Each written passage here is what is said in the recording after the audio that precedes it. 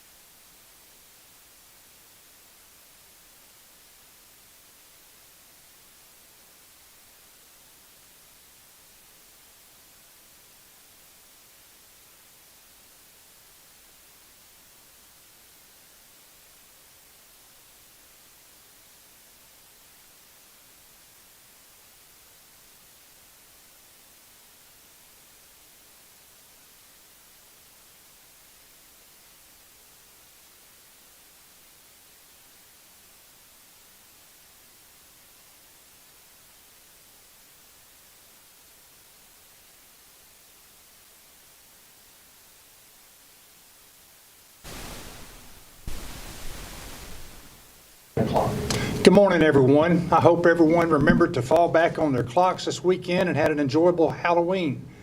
Over the past several days, we've continued to see an uptick in COVID-19 cases. Morgan County saw an increase of 232 cases from Friday to this morning. November is here, and the holidays are right upon us. This year might look a little different to protect those we love, but it will be no less special. Today, we're very fortunate to have two special guests with us.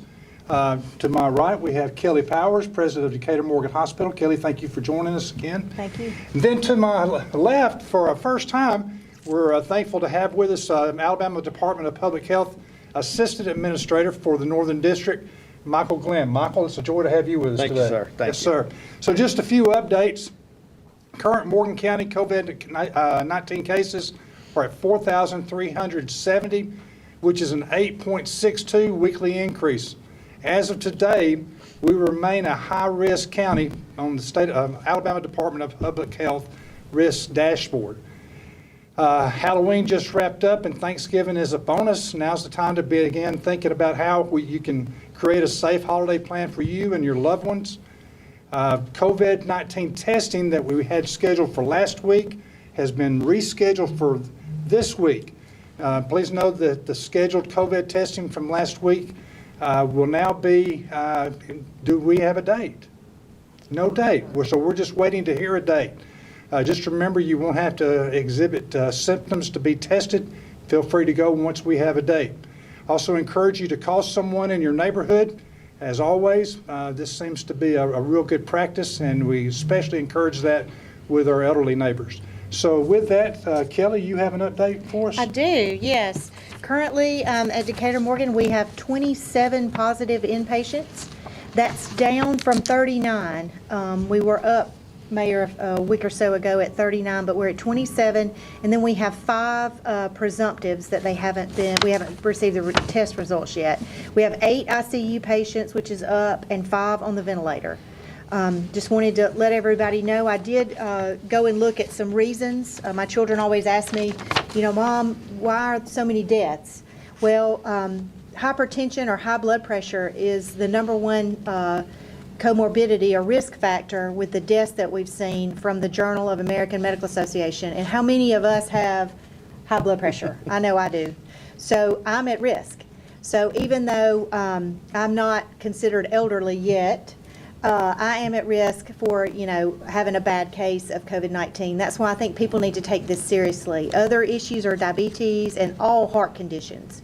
So it's not just people that have asthma. Of course, that's a big one, but just keep in mind that there are a lot of health conditions that we need to be concerned about and continue to wear our mask, social distance, wash our hands, and as the mayor said, come up with a safe plan ahead of time to take this seriously. So we are seeing an increase in our community, which usually it takes us about 7 to 14 days for those patients to be admitted to the hospital. So we're looking at more admissions with that. One other thing I wanted to let everybody know, we are moving along with the new COVID unit at Parkway. We had 5 or 6 employees this morning in new employee orientation at the hospital, so really excited to see them and getting everything ready to hopefully open that in the next few weeks. Thank you, Kelly. Thank you. Thank you. Michael? All Good to right. have you with us. Good to be here. Thank you, Mayor, for allowing us to come and give an update of what's going on statewide and in our county as well. I want to give you some quick numbers this morning, kind of give you a lay of the landscape of what we're looking at right now.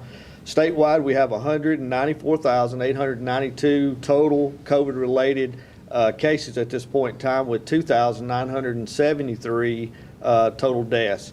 In Morgan County, more locally, in our neighborhoods, what's going on, we have 4,567 total cases countywide, with 36 deaths, and that's 1 death increase over this time last week, and we mourn for that loss and for that family as well. Over the last 14 days, we've had 617 confirmed cases in our county, which doesn't sound like a lot overall, but if you get into the numbers, that's about 13.5% of the total number of cases that we've had this whole year, and so that's a great uptick.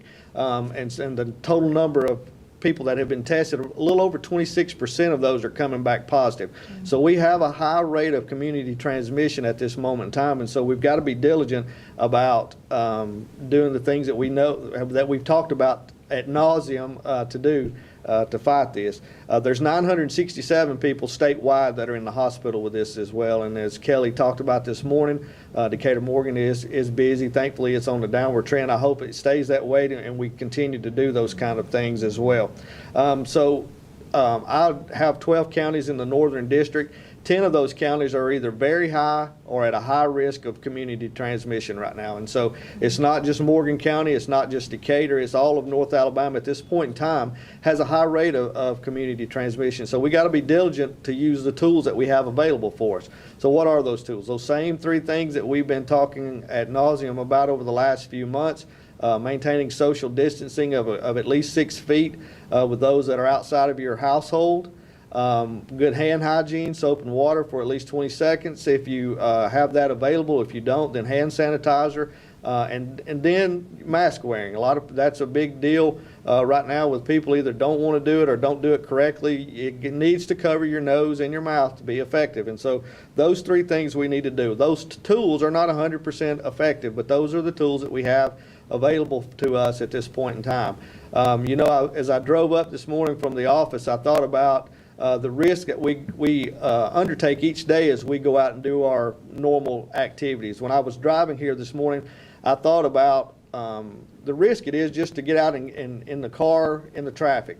I wore my seatbelt. I drove at the speed limit that was posted. I maintained a safe distance in front with the car in front of me. I didn't check emails on the way up here. I didn't do any checking of texts on the way up here. All of those things combined together help me get here safely today. And if we'll do the three things that we've talked about week after week after week, we will reduce the spread of transmission of this virus in our community.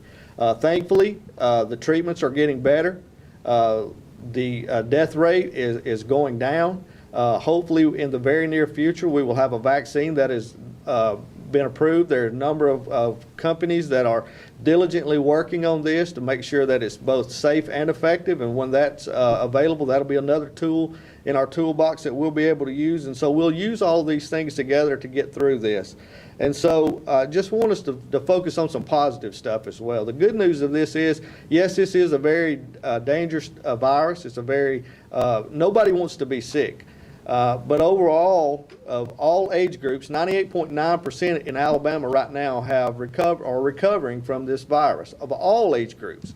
If you are like what Kelly talked about this morning, if you don't have a comorbid risk factor and you're under 65 years old, it's way above 99% that you're going to recover. But with that being said, nobody wants to be sick, and we do mourn for those over almost 3,000 people in our communities that have died, and those people that are on vents this morning and in the ICU. So we all need to do our part to reduce the spread. And Mayor, I'll just close with this. Tomorrow is a big day. We're going to be out voting tomorrow. So with that being said, just be cautious. But what I want us to do is, most of all, there's going to be a huge line. There's going to be a huge turnout tomorrow. So just be patient as you wait for your turn to do that. And most of all, be kind to the people around you.